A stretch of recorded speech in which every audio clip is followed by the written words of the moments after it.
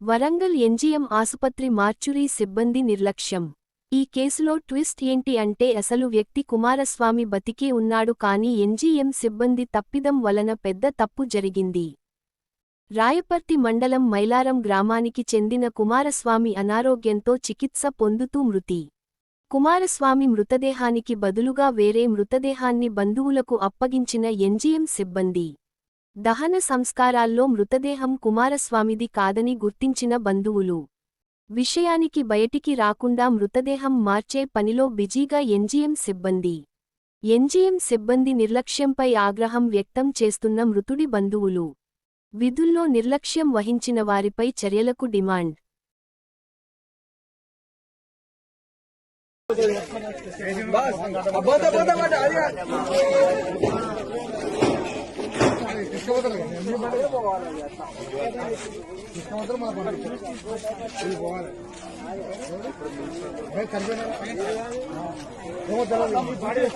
అయితే ఇక్కడ ఏంటంటే పూర్వ కుమార్ అని వాళ్ళు పోలీసులకు నేను చెప్పిన డాక్టర్తో నేను చెప్పిన నాకుతున్నాను వాళ్ళ పేరు కనపడతలేదు అంటే పేరు అంటే ఆ డాక్టర్ అన్నాడు కదా డాక్టర్ ఆయన తిండి